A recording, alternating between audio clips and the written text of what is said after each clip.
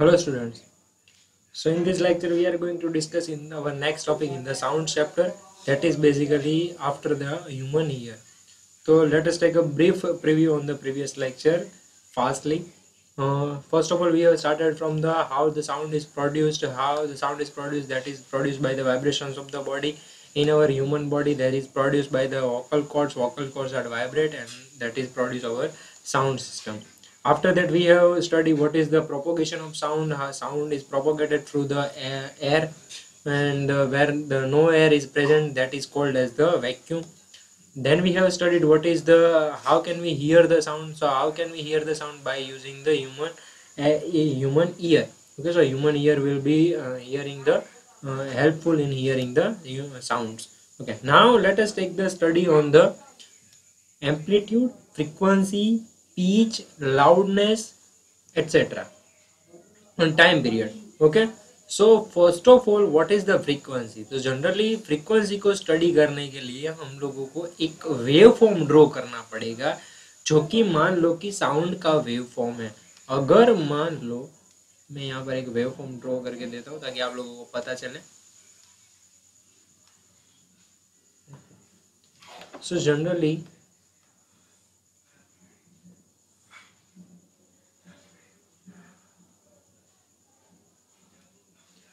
this is the waveform for the sound wave. If we suppose that is the traveling मतलब sound की कोई wave है, तो wave आएगी तो वो आपको पता ही है कि अगर सी की वेव होगी तो वो वेव कैसे आएगी, ऐसे आएगी. तो ये जो है वो मान लो कि साउंड की एक वेव है. ओके, तो ये जो है वो साउंड की वेव है. नाउ अगर एक साइकिल में यहाँ पर कंक्लूड करता हूँ, यानी कि ये एक जो साइकिल आपको दिख रही है इसको मैं क्या कहूँगा, साइकिल कहूँगा. ओके, एक जो है यहाँ पर जो मोशन हो रहा है हमारी वेव का, हमारी साउंडिंग वेव का जो हमारा मोशन हो रहा है, अगर वो एक पॉजिटिव और एक नेगेटिव खत्म हो जाए तो उसको मैं क्या कहूँगा, एक साइकिल कहूँगा. अगर ये एक साइकिल खत्म होती है तो उसको मैं क्या कहूँगा, ऑसिलेशन कहूँगा. क्या कहूँगा, ऑसिलेशन. ये पूरा जो हो गया, एक साइकिल अगर खत्म होती है, मान लो कि यहाँ से अगर दूसरी साइकिल भी स्टार्ट हो जाए तो वो यहाँ से ऐसे स्टार्ट होगी दूसरी साइकिल जो है वो. तो अगर दूसरी साइकिल भी खत्म हो गई तो क्या कहूंगा, मैं दो ऑसिलेशंस कहूंगा. Okay, so first I have to study what is the oscillation. So if the complete one cycle is called as the oscillation, first point. और एक ऑसिलेशन को खत्म होने के लिए एक ऑसिलेशन को खत्म होने के लिए जितना टाइम लगता है, एक ऑसिलेशन यानी कि एक साइकिल को खत्म होने के लिए जितना टाइम लगता है उसको मैं क्या कहूँगा, जनरली टाइम पीरियड. क्या कहूँगा, time period. So for completion of the one oscillation or for completion of the one cycle, it will take the time, and this time is called as the time period. Okay, so generally it is called the time period. Now what is the amplitude? Amplitude is the, okay, what is the amplitude? The highest peak value of the waveform is called as the amplitude. It is so easy definition कि भाई एक waveform है तो highest peak जहां पर हुई, मतलब यहाँ पर हाईएस्ट पीक उसकी हुई.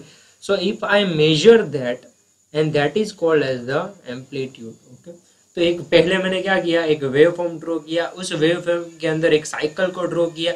एक साइकिल को मैंने क्या कहा, उसको ऑसिलेशन कहा. अब उस ऑसिलेशन को खत्म होने के लिए मैंने जितना टाइम लिया उसको मैंने कहा टाइम पीरियड. और उसके लिए जो हाईएस्ट पीक वैल्यू हुई उस वेव फॉर्म की, पॉजिटिव में कोई पूछे तो यहाँ पर पीक वैल्यू मिलेगी, नेगेटिव में पूछे तो हमको यहाँ वैल्यू मिलेगी. ओके, तो ये भी उसका क्या हो गया, एम्पलीट्यूड हो गया, but in the negative side. Okay, so ये हमारा हो गया टाइम पीरियड, एम्पलीट्यूड और ऑसिलेशंस के बारे में बात. Now for frequency, what is the frequency. अब फ्रीक्वेंसी क्या है. सो in 1 second the number of oscillations will travel in a 1 second is called as the frequency. मतलब एक सेकेंड के अंदर अगर मान लो कि 50 ऑसिलेशंस पास होते हैं, 50 साइकिल्स जो है वो निकलती है, तो मेरी जो फ्रीक्वेंसी है वो कितनी होगी, 50 होगी। और फ्रीक्वेंसी को डिनोट करने के लिए मैंने एक एसआई यूनिट डिनोट किया है जो कि है hertz. SI unit of frequency is hertz. Hertz भाई साहब थे, इसने फ्रीक्वेंसी के बारे में पता लगाया था, इसी वजह से इसके याद में हम लोग इसको क्या बोलते हैं, हर्ट्ज। और हर्ट्ज को शॉर्ट में क्या लिखेंगे, एच जेड लिखेंगे हम लोग, ओके। इसी वजह से मैंने यहाँ पर 50 हर्ट्ज लिखा है। सो बेसिकली डेफिनेशन क्या होगी, number of oscillations per second is called as the frequency. Frequency की जो डेफिनेशन है वो 1 मार्क में पूछी जाती है, टाइम पीरियड की जो डेफिनेशन है वो 1 मार्क में पूछी जाती है। आप लोगों को मेमोराइज करके रखनी है। यहाँ पर मैं फिर भी एक बार लिख देता हूँ, okay. Frequency, so it is the number of oscillations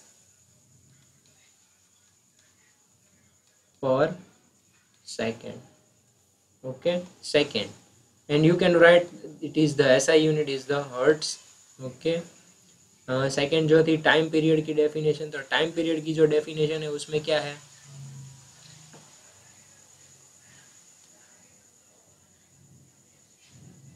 time taken by the one oscillation, time taken by the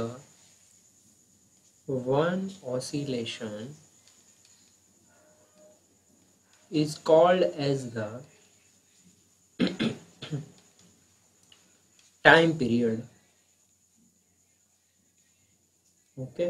तो ये हमारी हो गई दो डेफिनेशन, ओके। बहुत ही इंपॉर्टेंट है। टाइम पीरियड को हम डिनोट कैसे करेंगे, टी के साथ साथ डिनोट करेंगे। अच्छा, कोई पूछे टाइम पीरियड का यूनिट क्या है, तो टाइम पीरियड का यूनिट है सेकेंड, क्योंकि टाइम का यूनिट क्या है, second is the unit, okay. ये हमारा ऐसा यूनिट है, ऐसा यूनिट यानी कि स्टैंडर्ड इंटरनेशनल यूनिट। सारी जो चीज़ें होते हैं उसकी कोई ना कोई स्टैंडर्ड इंटरनेशनल यूनिट डिफाइन किए हुए होते हैं।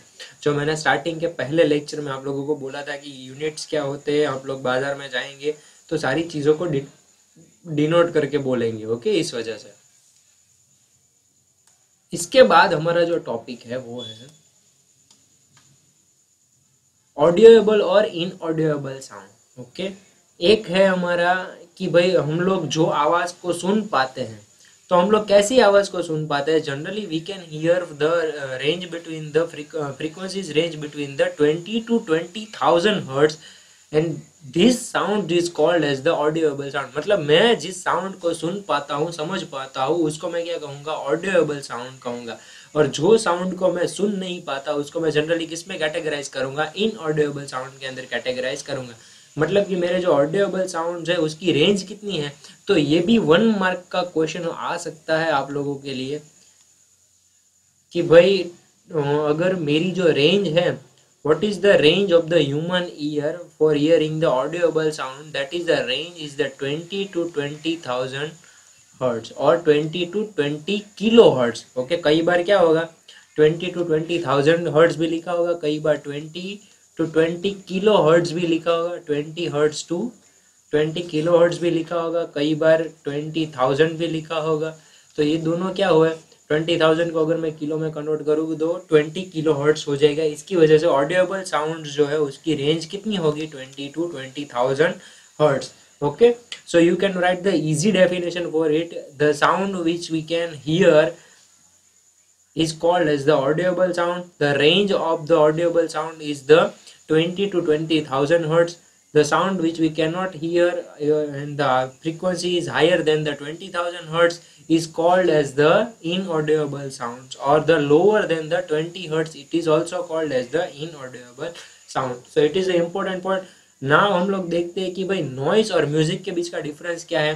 सो जो अनप्लेजेंट साउंड्स हम लोग सुनते हैं, जिसको सुनने में बहुत मज़ा नहीं आता है, उसको हम लोग जनरली क्या कहते हैं, नॉइस कहते हैं। जो साउंड सुन के हम लोगों को पसंद नहीं आता है, मज़ा नहीं आता है, उसको क्या कहेंगे हम लोग, नॉइस कहते हैं।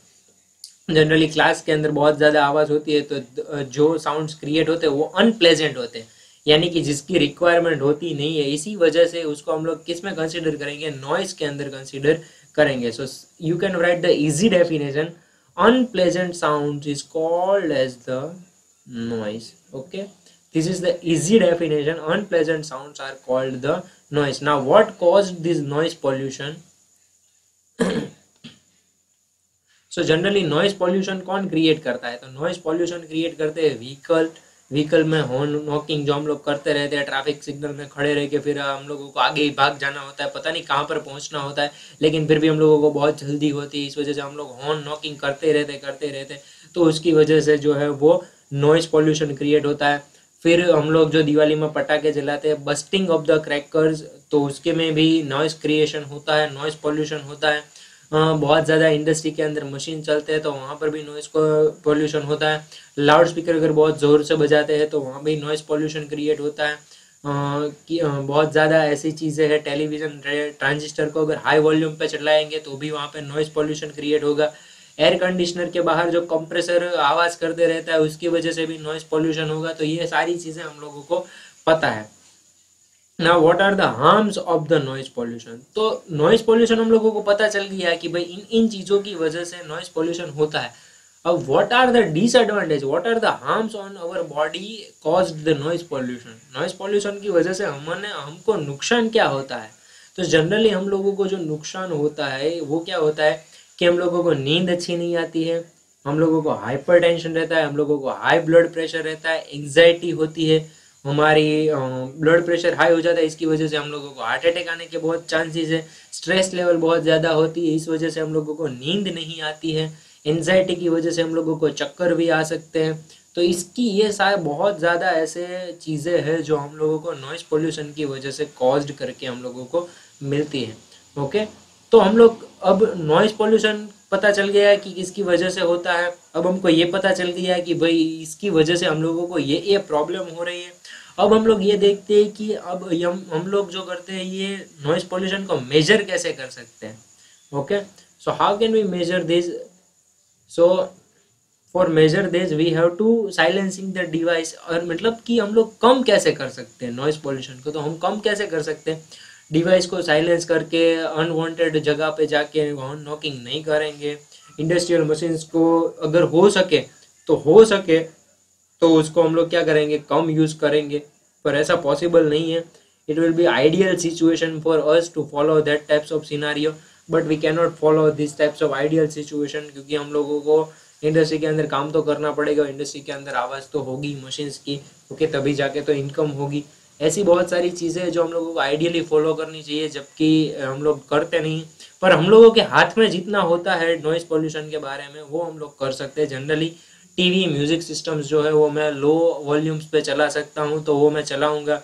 अगर मेरे ये कहने से अगर एक बच्चे ने भी ये फॉलो कर लिया नॉइज पॉल्यूशन को रिड्यूस करने का, so it will be beneficial for both of us. Okay, तो मेरे के लिए भी ये लेक्चर हमारा सक्सेस हो जाएगा, आप लोगों के लिए भी सक्सेस हो जाएगा कि मैंने किसी को कुछ सिखाया और आपने कुछ सीखा है। ओके, सारी चीज़ें अगर आप फॉलो नहीं कर सकते, but at least you can use the one point of it to reduce the noise pollution, it will be beneficial for all of us. Okay, so धीरे धीरे अगर एक बंदा अगर समझता जाएगा तो उसकी वजह से क्या होगा कि पूरा का पूरा जो नॉइज पोल्यूशन है वो रिड्यूस हो जाएगा।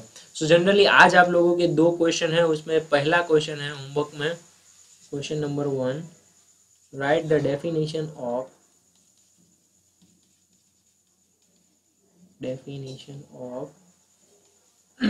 frequency and time period.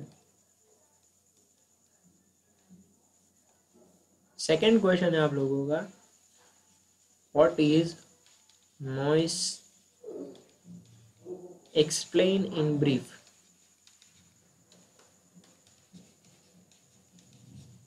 तो आप इसमें क्या समझा सकते हो कि पूरा का पूरा, पहले तो नॉइस का डेफिनेशन समझा सकते हो कि भाई नॉइस यानी कि क्या है।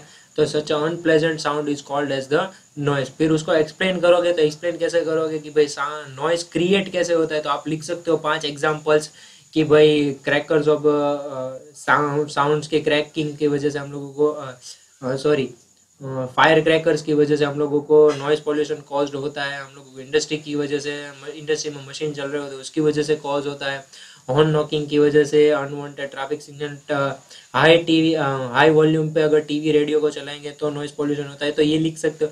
then you can write the how to what is the effects on human body by the noise pollution. तो उसके अंदर 4 पॉइंट लिख सकते हो, लैक ऑफ स्लीप, एंजाइटी लिख सकते हो, हाई ब्लड प्रेशर लिख सकते हो, हार्ट अटैक लिख सकते हो।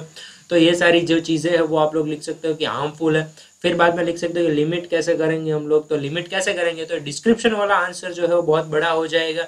At least you have to write the 8 और 9 पॉइंट्स फॉर इट। ओके, 8 और 9 पॉइंट्स कैसे लिखोगे, एक पॉइंट ही आएगा सिर्फ कि एंजाइटी है तो एंजाइटी एक पॉइंट हो गया ना, कि उसको डिस्क्राइब करना है कि भाई एंजाइटी पूरा पॉइंट है तो उसको डिस्क्राइब करने की कोई ज़रूरत नहीं है।